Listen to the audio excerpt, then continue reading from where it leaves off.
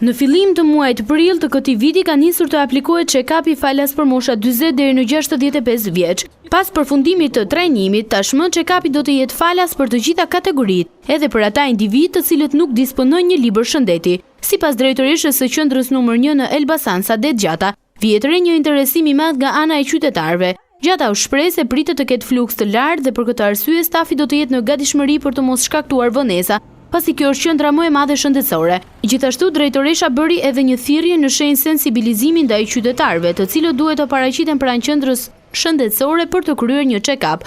Është qendër mjaft e madhe që neve mbulojmë, japim shërbimin për rreth 40.000 banor për qendrën shëndetësore dhe dua të përfitoj nga rasti që të sensibilizoj pak edhe opinionin që e merr shërbimin nga kjo qendër dhe nga mjekët e kësaj qendre që të paraqiten në 2 qendra të check-upit për qendrën shëndetësore numër 1.